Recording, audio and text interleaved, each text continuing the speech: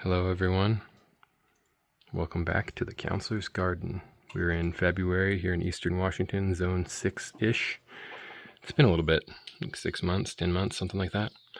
Kind of just posted a little bit last year and then just time got away from me.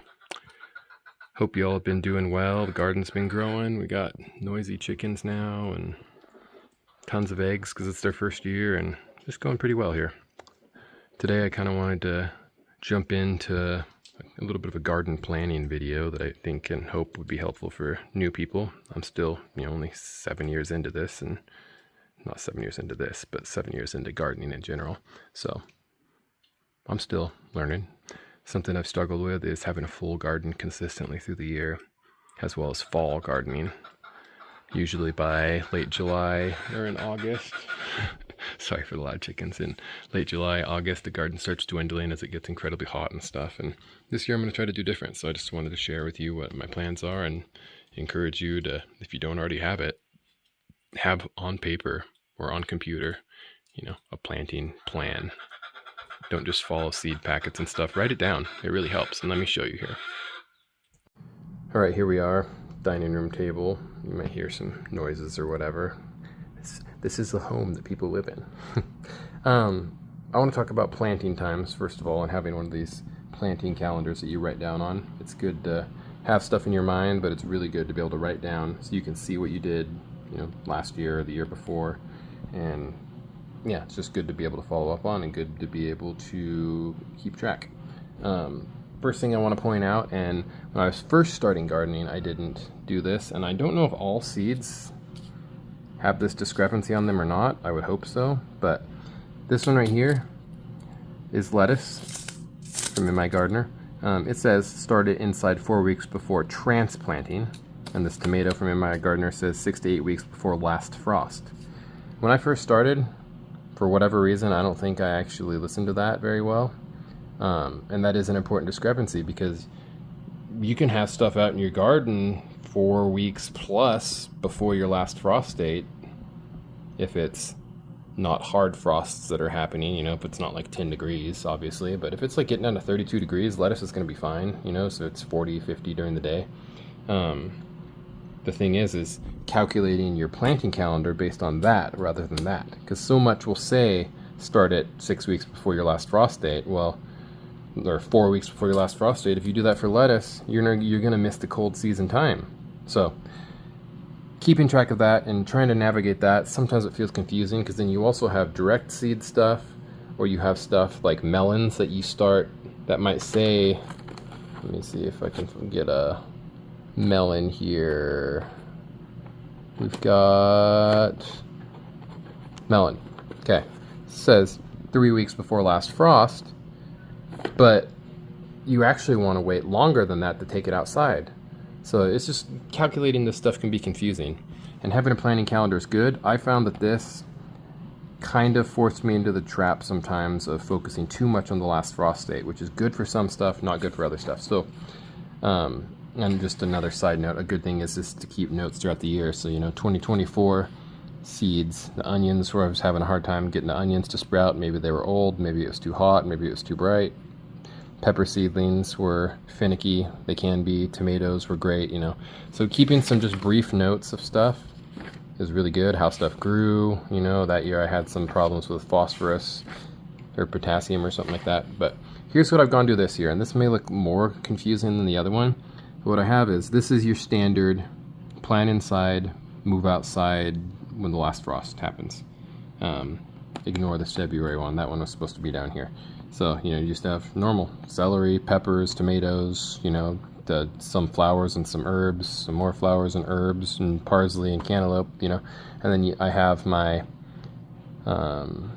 my third week in May transplant, and for warm stuff in early June transplant. So it's nice and easy I can look at this and be like, all right, I'm only looking at my stuff that is going outside at or after last frost date. Then down here I made another one that's February through April or May. And this is stuff like, I wish this camera would focus, sorry guys. This is stuff that is cold hardy, goes out 2 to 4 weeks before last frost date. And in 2026, that's going to be end of April, beginning of May. That is where I put onions. Onions are getting started probably first out of everything, because they can grow a long time inside and turn into little bulbs and stuff and all that, and then they can go out pretty quick. You got broccoli, starts early, cabbage, kale, you know what cold season stuff is. So having a separate calendar for cold season stuff is very important, because then you can recognize, it's just easier to look at, honestly. And then I even have one more, because this is something I've struggled with. My garden looks boring in September. All I have is stuff that's lasted the whole summer, which is great, don't get me wrong, but there's a lot of blank spots.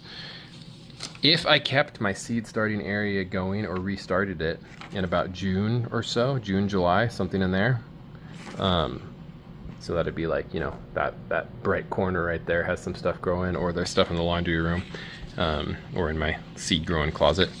I could turn that stuff back on. You know, I get everything planted out in April, May, beginning of June, take a few weeks off, mid to late June, because Brussels sprouts here where I live are really, and maybe everywhere, are really a fall season crop. You want to get them maturing when it's getting cold. And then you got cabbage, broccoli, cauliflower, beets that all do well in that same theory, and lettuce, of course, greens do really well in the cold. So mid-June, after I take a few weeks off of the growing, I could start more Brussels sprouts, but inside again. That is something that you might need to do if you have the space, because direct sowing this stuff in the heat of the summer can sometimes work, but then the sprout comes up and needs more water than an established plant. So now you're trying to juggle the watering, or if you have drip water like I do, then it's like, oh, well, this other stuff only needs it every few days, but this seed, I need to remember where it is, and I remember to spray it. It just ends up being a handful, and sometimes gardening can be. But so if you restart your indoor seed growing place in mid to late June, early July, whatever, count backwards, figure out the growing time. Brussels sprouts is like 90 to 100 plus days. Calculate that into weeks and go backwards from when your hard frosts are, and you'll come up with dates. You know, Brussels can grow inside for 6 weeks. Don't quote me on that. I'm horrible at growing Brussels sprouts. I'm still trying to figure it out. But anyway, so, you know, this year, mid-June, I'm going to have a little seed starting place with some Brussels sprouts, and then mid-July-ish, I'm going to do the broccoli, cauliflower, cabbage, beets stuff. And for some reason I decided to, I don't know what I did there. September's here instead of there. August, early August, is transplanted to Brussels under shade cloth, because it's still going to be hot. And then I can try to direct sow some stuff. And then mid-August, I'm moving the beets out. Late August, direct sowing. Early September, I'm transplanting lettuce, kale, and stuff. And I don't know where. I must have not got to writing those on there. Those would probably be beginning of August,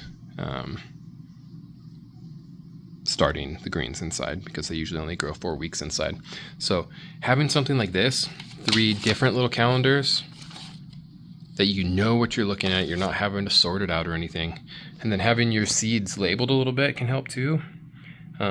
Really, I think all of our goals are probably having a productive garden, being able to keep harvesting stuff. And, you know, it's so exciting in spring, early summer, when you get some nice, fresh greens in the garden, and you can shade cloth them and make them last for a while. But if you're like me and you can get, you know, an unpredictable 105-degree day, shade cloth's only going to do so much. If you have 2 or 3 of those days, your lettuce is getting heated up even with shade cloth. I mean, avoiding the sun, you're still getting 80, 90 degrees, and that's going to bolt, and it's going to be bitter, it's going to be nasty, you're going to lose it.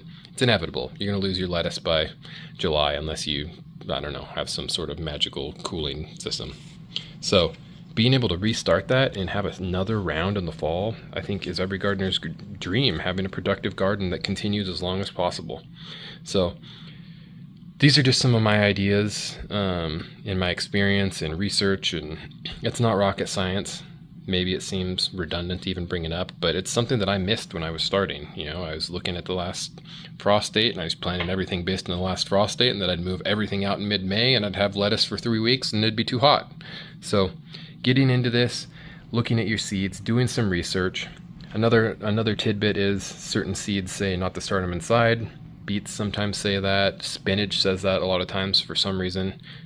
You can start them inside. It's just a matter of less time inside. Beets, you want to get them, you know, I don't know, 3 to 3 to 4 inches tall maybe, but transplant them in the cold before you see any bulbing happening, and they'll be fine. Just make sure you don't mess with the roots. Anyway, so that's a side note. So write stuff down. It'll really help.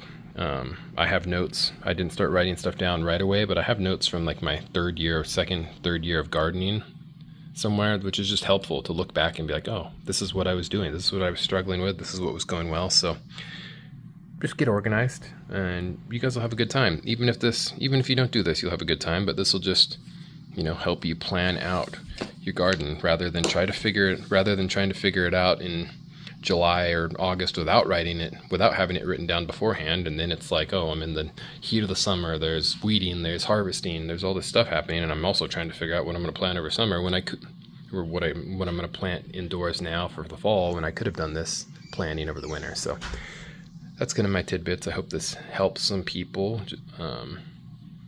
Yeah, take notes, write a calendar, read your seed packets, and know your first frost and your last frost dates.